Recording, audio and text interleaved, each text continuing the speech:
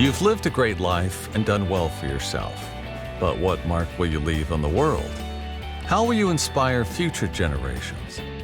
Stan Miller and Katie Beth Hand have helped thousands of people answer exactly those questions. If you've ever wondered, what will be my legacy? You're in the right place. Welcome to the Your Life, Your Legacy podcast. Now, here are your hosts, Stan and Katie Beth.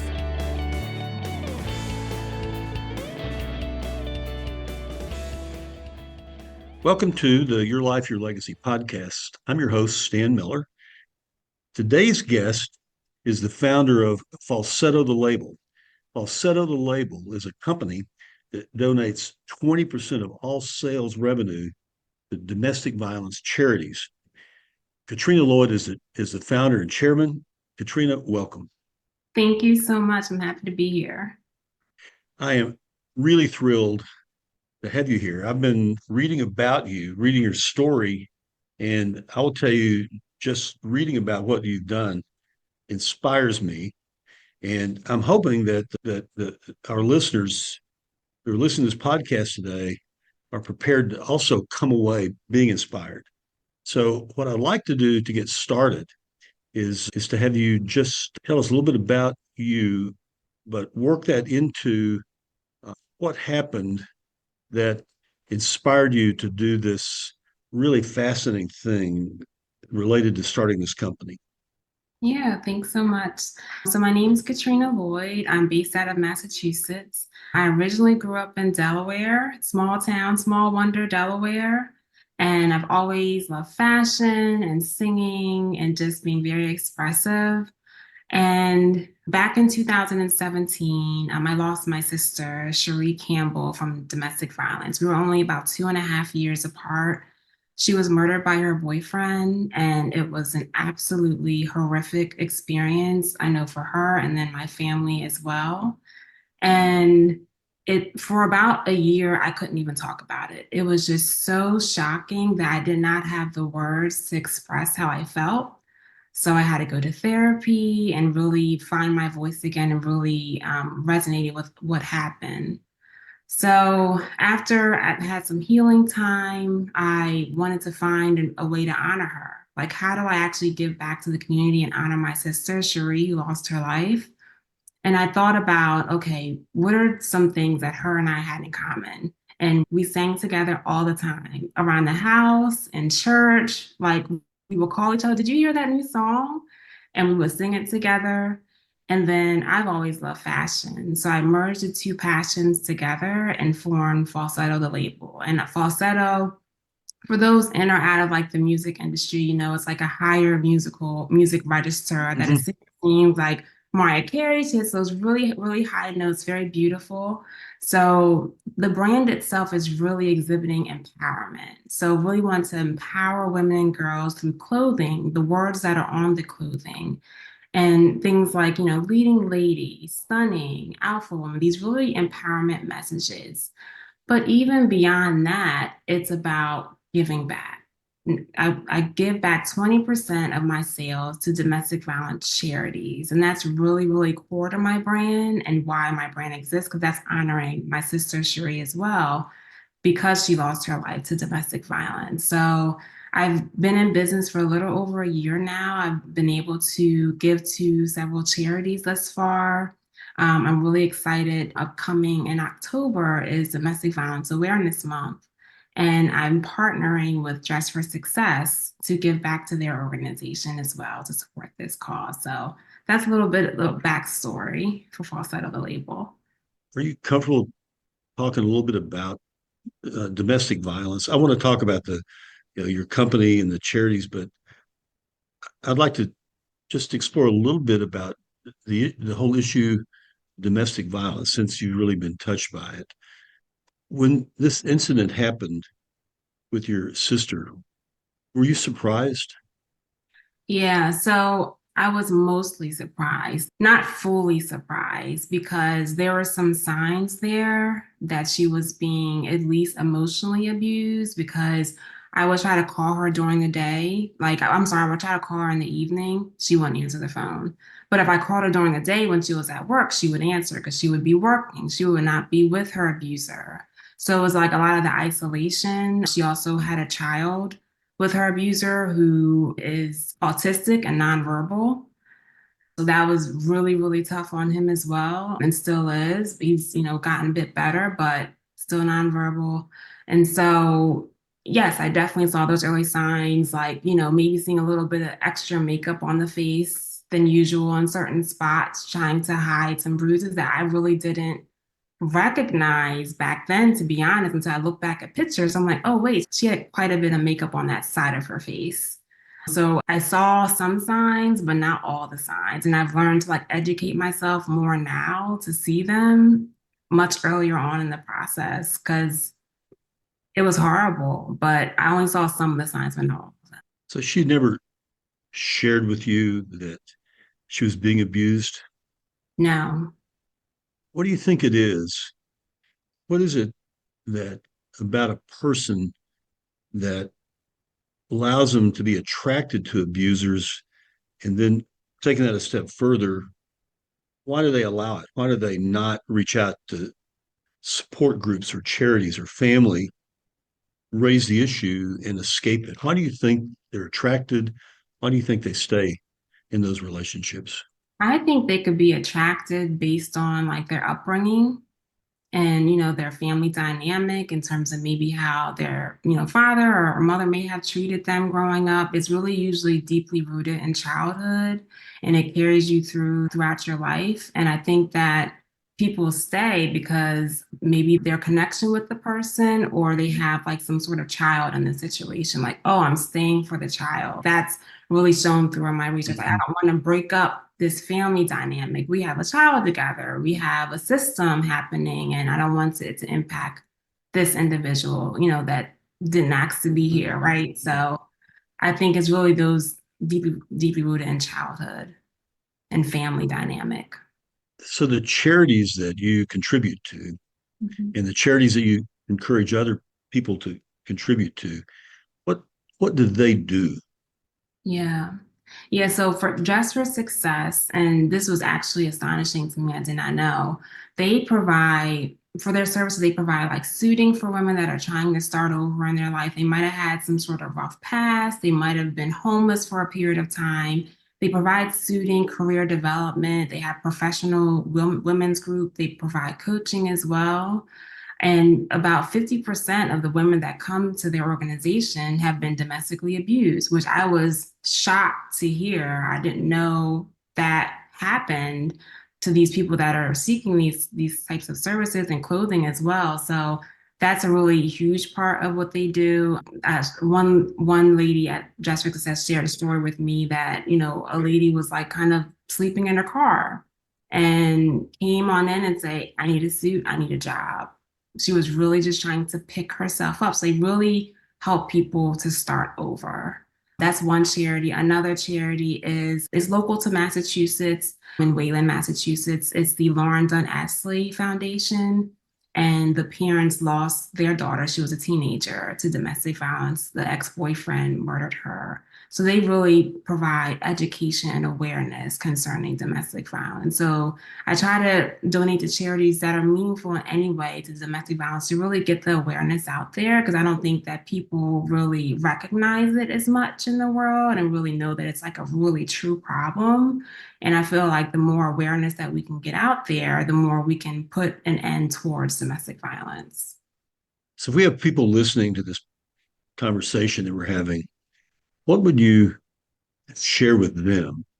If we all have family, right? And because it looks like this is a problem that's so well camouflaged, it might be going on and we wouldn't know it, right? Right?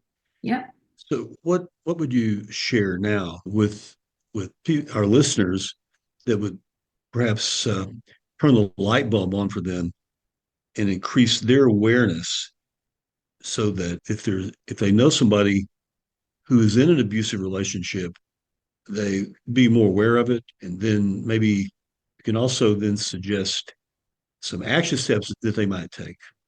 Yeah, really good point. Really good question. So I think the first thing that people should do is see if there's any change in behavior. I'm sure you probably know the person very well, to a certain extent at least, that you know how they behave normally. So if they have any change in, how often they're communicating with you, or maybe perhaps even a change in like what they're eating, their beauty could say, oh, perhaps you need to lose some weight. It could be little nuances like that. So any like major changes that you see, that could be definitely a sign of some domestic abuse.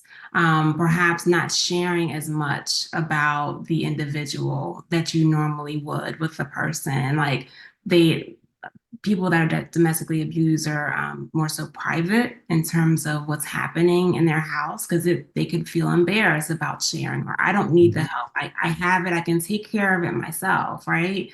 So things like that, the isolation piece of it.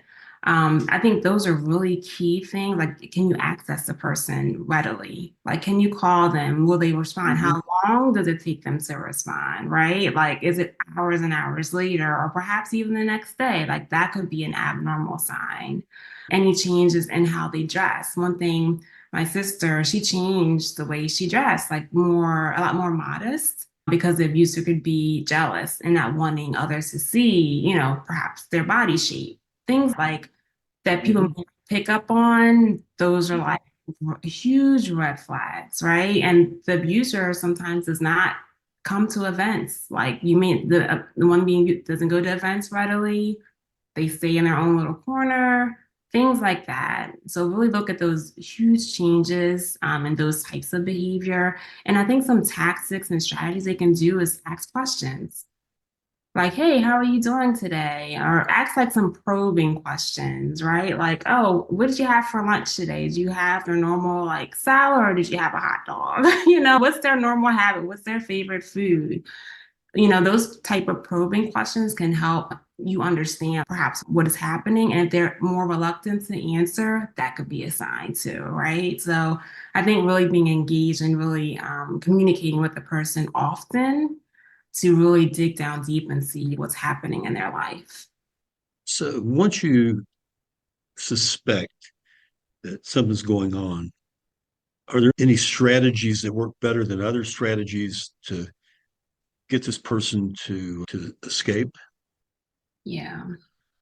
So escaping can be very difficult and it can be dangerous too in some instances, like, my sister's case, the way in which she was murdered was horrible. And I won't share too much of the details there, but escaping can be hard. But I think definitely having a plan and having like family or friends like help you plan getting out and call authorities as well to back you up because you never know what the person can do and what they're capable of, and they could have some firearms or anything. So definitely have a plan and you have to move swiftly because timing is everything in this instance. If you know the person's schedule, when is the individual going to work, perhaps take off the day for work that day and leave. Like have an established plan and don't take too long to plan to get out. And I think that's really, really key. And like I said, have the authorities readily available in case you need some extra help.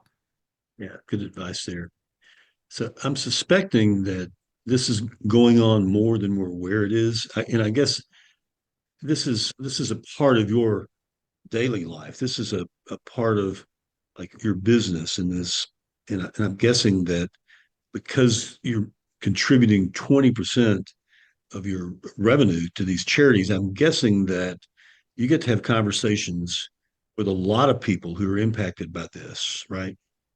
Yes, I do. And just hearing their stories, like I even have like different pop-up events at different boutiques locally in Massachusetts as well. And I had a lady one time come to me and say, I love what you're doing. My ex-husband abused me. And just like people freely opening up to me. Never met this individual before. Mhm. And just feeling so comfortable. I'm like, I'm so glad you were able to get out. And they're so free from it and they're empowered by it, by being able to leave. And it's like, I know lots of people have lost their lives to domestic violence, but we have those survivors out there. They have survived the trauma, right? So it's like there it's not always the physical abuse, it's the emotional abuse. And that's very tolling as well on an individual and wanting to do different things in life to strive to be the best they can be, and whether it's their career, their personal life, or anything. So yeah, I definitely had, like I said, that one lady had a conversation with and just sharing so openly her story and was just so happy that I was doing what I was doing. Really love the way you're languaging this, hit the high note.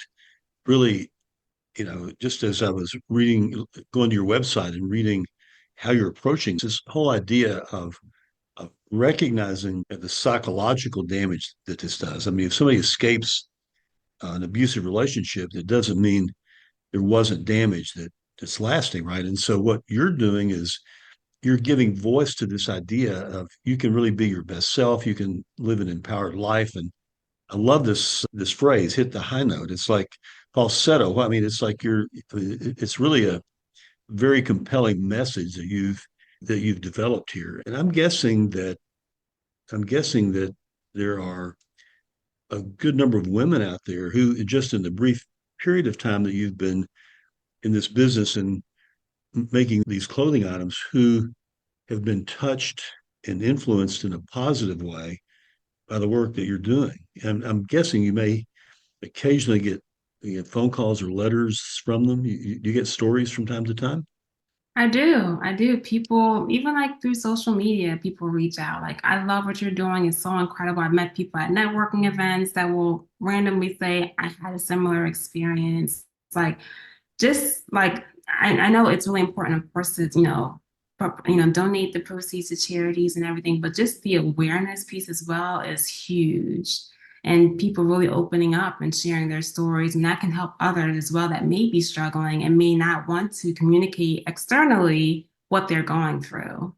So it's like really a trickle down effect, right? And really having that open communication and engagement when I go to these types of events, and really just posting and being present on social media as well. I went to your website and I looked at the different clothing items that you're selling out there. Of course, none of them would look very good on me, but you got some pretty cool stuff. And so, are you the designer? I am. Yes, I designed all the designs for the t-shirts, sweatshirts, and hoodies. I also have custom design kimonos that are 100% cotton for those that may not want perhaps just a t-shirt with a particular empowerment message on it. So I want to reach many people. I'm getting into more custom clothing as well, and also accessories as well. It's just to diversify what I'm offering to people, Yeah. but ultimately I want them to be and feel empowered. I'm pretty sure that your sister is looking down and watching what you're doing. And I'm thinking she's pretty proud of you. I would hope so. I dream about her still, and she's always smiling in my dreams and she's happy. So I think she would be like absolutely thrilled. And it's like a funny story. At one point, like shortly after, like about a year and a half after my sister passed, my cousin sent me a text message. And at the time I had started the brand and like change, and it was a different name back then. I got frustrated. I was like, oh, I can't, I'm out. I have like mental block in terms of what to do. And she had a dream that God told her to tell me to do not give up on the brand modeled after Cherie. So I'm like, oh, that's a sign. I have to push forward. And I did. And I created Falsetto The Label. And it's gone from there. I think it's been a good success so far. I'm still early in the early stages of the brand, obviously just a little over a year. But I think she would be just thrilled and honored that I'm doing this. And that makes my heart happy. Well, I think messages like that, I take those messages seriously. I'm a guy that thinks that they're pretty real. And so it's great that she reached out to you like that. All our listeners, I would encourage you to go to Katrina's website. It's falsettothelabel.com. Falsetto, like I guess it would be a soprano that would sing like in a falsetto voice. Yes. Am I Or explaining this or right? or an alto. Yeah, okay. So it's falsetto, Falsetto, falsetto the label, all one word, .com. And if you go to the website, you'll see all the different clothing items that Katrina is designing and selling here. 20% of the revenue goes to these charities and great idea. It's an incredibly great thing that you're doing, and I'm hoping that the work you're doing and the work these charities are doing makes an impact in the lives of the people they serve. I also hope that we have listeners who are hearing what you're saying, and there are a lot of people out there who've had bad things happen to them, right? And we have a choice about how we leverage that. We can allow ourselves to spend the rest of our lives suffering because of that event, or we can take that tragedy and turn it into something positive. And I'm really proud of what you've done here. This is something that I think is going to make an incredible impact. And you're still just in the early stages of it. You're going to grow this, and I think you'll come up with more products. You'll have more customers out there, and hopefully we can contribute to that for you. Hopefully we'll have listeners who'll come to your website and take a look at the products that you're creating. So as I said, your website is falsettothelabel.com. So I was asking you earlier how most people get in contact with you, and you're, I would say, rather present on social media, Instagram, Facebook, LinkedIn, all those places. But you're telling me that more people seem to reach out to you through Instagram than any other way. Yes. But you also have an email, and it's info at falsettothelabel.com. We're going to put your website, your email address, and your Instagram address and Facebook and LinkedIn, all that in the show notes, so that anybody who would like to reach out to you won't have a difficult time tracking you down. So this is terrific. You've made my day. You've inspired me. Hopefully, you're going to inspire some other people who are going to be listening to this podcast. Anything else that I didn't ask you that you'd like to tell me or talk about today? Yeah, thanks so much. So I also write blogs and I post them on my website. I post them weekly on my website, just empowerment messages and just wanting to encourage people out there to be the best they can be. So yeah, check out my weekly blogs at falsettothelabel.com as well. Terrific. So, Katrina Lloyd, it has truly been a pleasure having you here today. Thank you so much. Thank you so much for having me. Thanks for listening to the Your Life, Your Legacy podcast with Stan Miller and Katie Beth Hand. If you enjoyed the show, please rate, review, and subscribe on Apple Podcasts, Spotify, or wherever you get your podcasts. To find out more about Stan and Katie Beth, go to pinnaclelegacylaw.com. You can also find links in the show notes.